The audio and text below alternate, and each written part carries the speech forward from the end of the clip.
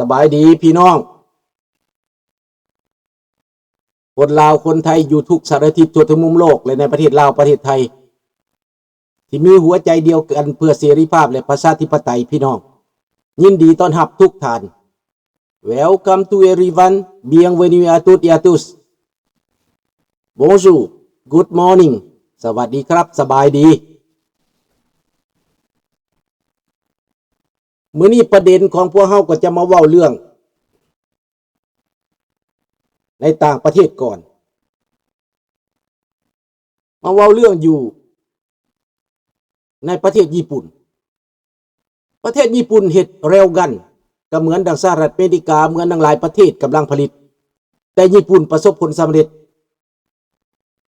ใช้เร็วกันสามารถทำลายจรวดเหนือเร็วกว่าเสียงได้ที่บ่ต้องใช้มือปืนนี่หยังใช้พลังไฟฟ้าญี่ปุ่นบ่ได้ย่านบ่ได้กลัวผู้ใดแล้วในตอนนี้เห็นบ่พี่น้องเพื่อจะเสริมเกี่ยวเล็บอยู่ในเอเชียแปซิฟิกรวมกับสหรัฐอเมริกาท้าทายจีนจีนก็มาข่มขู่ประเทศไทยจีนก็มาข่มขู่ประเทศในอาเซียนนั่นแหละว่าถ้าไปพัวพันกับอเมริกาจีนจะเล่นงานใหญ่ประเทศไทยก็โจ๊ะเรื่องการสิไปพบโดนัลด์ทรัมป์สิไปตกลงกับโดนัลด์ทรัมป์เรื่องจะรวมมือด้านความมั่นคงด้านเศรษฐกิจจีนขู่ถอยยุบประเทศไทยต้องถอยก่อนตั้งท่าใหม่ก่อนว่าสิเอาตัวใดไปเว้านี่จีนแผ่นดินใหญ่เป็นผู้ที่ว่าข่มขู่อยู่ในเอเชียจนว่าเงยหัวเงยหูเงยตาบ่ได้ประเทศไทยประเทศลาวประเทศเขมรประเทศมาเลเซียอินโดนีเซียพม่ายอมจำนนให้จีนในทางตรงและทางอ้อมแปลว่ายอมเงยคอบ่ขึ้นสถานการณ์นี้เป็นสถานการณ์ที่ว่าอันตรายที่สุดในเวลานี้พี่น้องคนไทยก็จะรู้สึกว่าจีนนั้นกำเริบแหงจีนนั้นครอบงำไปเบิดทุกบอนทุกที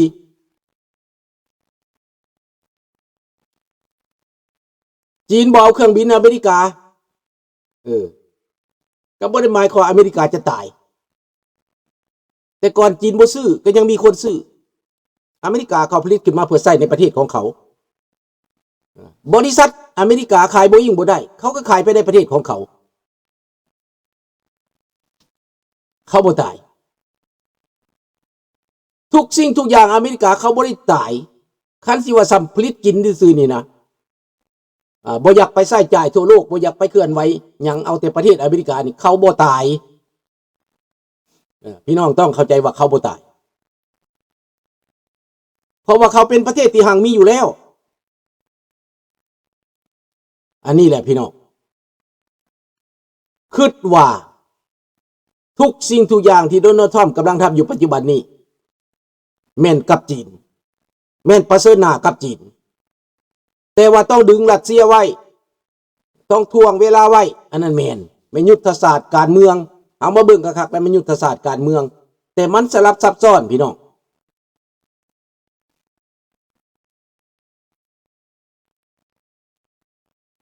อันนี้แหละพี่น้องหลายคนในตอนนี้กังวลหลายประเทศก็กังวลแม้แต่พวกเฮาอยู่นี่ก็ยังกังวลถ้าขึ้นไปขึ้นมาถ้าแต่ละประเทศนั่นนะผลิตบริโภคตนเองกุ้มตนเองพึ่งตนเองถามว่าอเมริกาอยู่รอดบ่อยู่รอดอเมริกาเขาพึ่งตนเองมานานแล้วแต่ว่าคนอเมริกาอาจจะลืมสมัยสงครามโลกครั้งที่2อเมริกากุ้มตนเองพึ่งตนเองมาตลอดใหญ่มาด้วยลำแข้งลำขาตัวเองในตอนนี้พี่น้องการเมืองยุโรปเข้มแข็งขึ้นมาอังกฤษส่งอาวุธให้ยูเครนอาวุธใหม่ล่าสุดที่คนคิดว่าอังกฤษมีหยังจังกล้าท้าทายกับรัสเซีย อังกฤษมีนิวเคลียร์อังกฤษมีอาวุธที่ทันสมัยอังกฤษมีเศรษฐกิจที่แน่นหนักอยู่แล้วเป็นประเทศที่ประสบสงครามมาก่อนมีประสบการณ์ด้านสงครามมาก่อนดังนั้นเขาจึงกล้าเกียมอาวุธที่ป้องกันประเทศของเขาเขาจึงกล้าเข้าไปสอดมือเข้าไปอุ้มยูเครนไว้และสักส่วนอวนต้านเอาฝรั่งเศสเอาประเทศเยอรมันดังนั้นอังกฤษเป็นผู้ทุ่มเทหลายกว่าหมู่ในหันต่อมาได้จังแม่นเยอรมันฝรั่งเศส3ประเทศนี้เป็นหลักให้ยุโรปเป็นผู้ทุ่มเทหลายด้านการเมืองด้านดิปโลมาตดังนั้นอังกฤษมีอาวุธใหม่สบายดีอย่าลุงโพ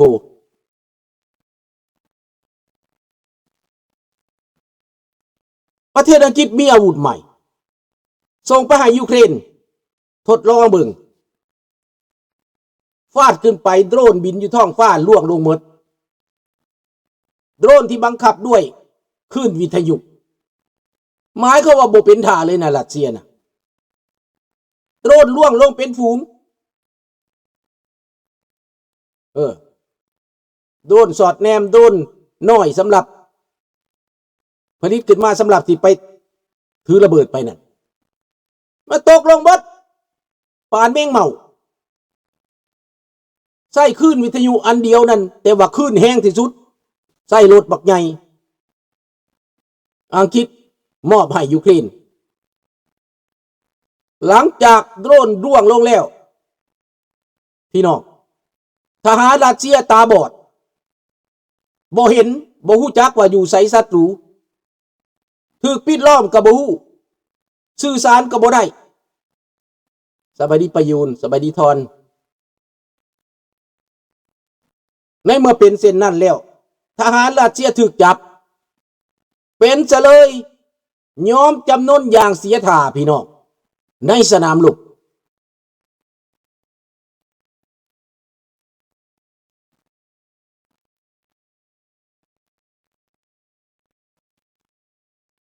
มันเลยเป็นแบบนั้นดังนั้นในเมื่อว่า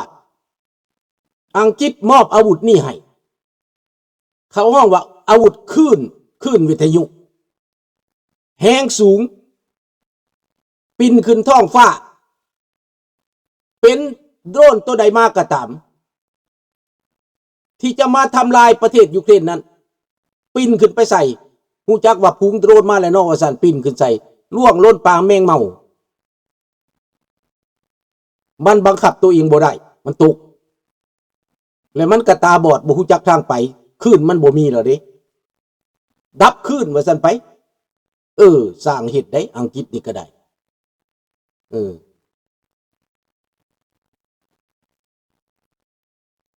ใส่คลื่นวิทยุแม่นแล้วทำลายโดรนให้ความเร็วแสงแม่นแล้วด้วยความเร็วแสง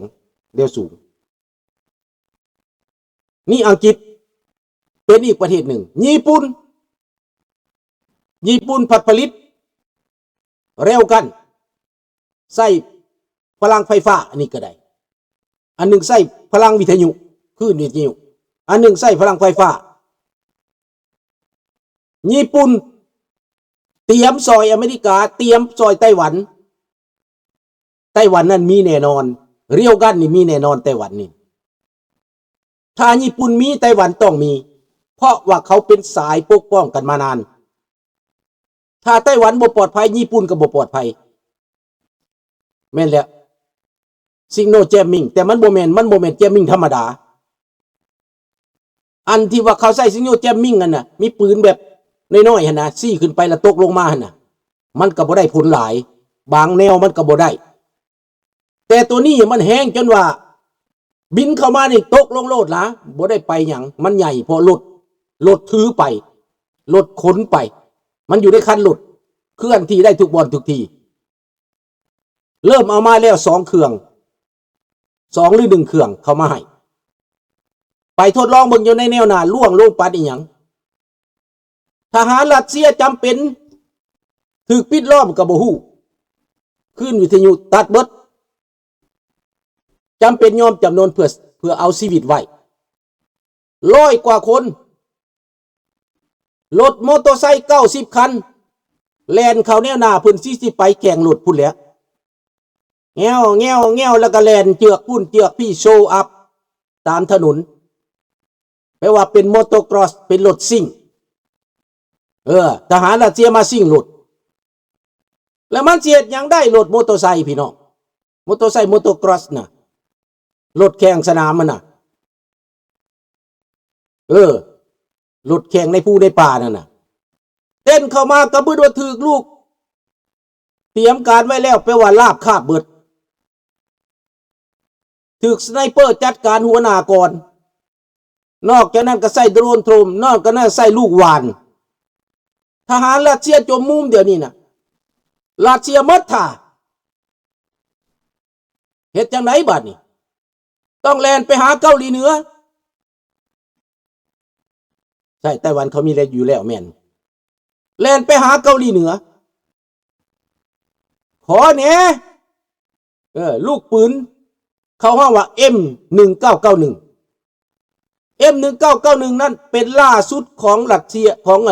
งเกาหลีเหนือที่ผลิตมาโดนแล่ๆตั้งแต่ปี1991พุ่นแหละรัสเซียมัดท่าไปขออาวุธเกาหลีเหนืออีกอย่างน่าบ่อายมัดท่าทหารก็ตายหลายนายพลก็บ่อยากฟังความแล้วเดี๋ยวนี้นะทหารก็ไม่อยากแตกซึกแตกทัพแล้วเดี๋ยวนี้นะรัสเซียนี่ใกล้จะหมดแล้วได้ใกล้จะหมดแล้วเพราะว่าเสียหน้าประกาศสงครามมา2 อาทิตย์จบแต่กลายเป็น3 ปีนายโปตินลูกปูถูกจับเพิ่มอีกหลายร้อยปล่อยมือวานนี้ก่อนมืออีสเตอร์ก็ไป270 240ถูกปล่อยไปถูกแลกเปลี่ยนเฉลยกันว่าซั่นไป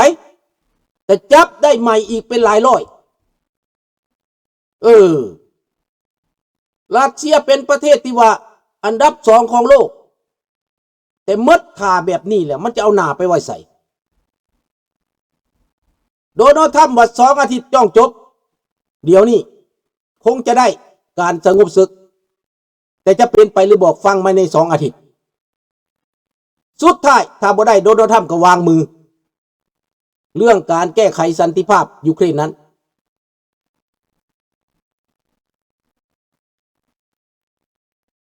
ดังนั้นพี่น้องเฮาต้องเข้าใจว่าผู้ใดเฮ็ดสงครามผู้ใดสร้างเวรสร้างกรรมเวรกรรมตามสนองพี่น้องกรรมตามสนองมันอันนี้แหละ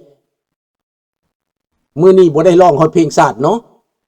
เอาร้องเพลงชาติซะก่อนเพราะว่าใจขึ้นอยากเว้าเพราะว่าข่าวมันมาแฮงเนาะขอเพลงชาติขั้นตอนก่อนเด้อพี่น้องเด้อศาสตร์ลาวตั้งแต่เดิมมาขึ้นชื่อลือซาอยู่ในอาเซียนศาสตร์ลาวผูกพันไมตรีความสามัคคีฮักห้อมกันหักศาสตร์หักปาฏิเฮาหักเจ้าปุกิจกิสาผู้มักความศาสนาแต่บูหานมาฮักษาดินแดนบ่ให้สัตว์ใดมาล้วนหาวีลบควรหยาดแย่งสิ่งเอาไปขึ้นเข้ามารู้วุ่นวายสุจนตัวตายต้านทานศัตรูสวยเสื้อสู้เลือดเนื้อเสื้อเผาปืนผู้กูเอาบานเท่าถูกกันขอบใจเด้อพี่น้องเด้อนี่แหละพี่น้องคนที่สร้างเวรสร้างกรรมมันก็ต้องได้รับเวรรับกรรมข้าพเจ้าเชื่อว่านายโปตินนี่จบลงแบบบ่สวยนะมันจะจบลงแบบบ่สวยถ้าบ่ยุติในสงครามครั้งนี้ถ้าโดนัลด์ทรัมป์วางมือแล้วหมายกว่าโดนัลด์ทรัมป์ก็จะต้องโง่มาสนับสนุนยูเครนเพื่อว่าแลกผลประโยชน์กับบ่ผิดบ่พลอยบ่แห่เหล่านั้นเขาห้องว่าแร่แห่หายากนะโดนัลด์ทรัมป์ใส่ใจแต่เรื่องนี้เพื่อจะรีดเอาเงิน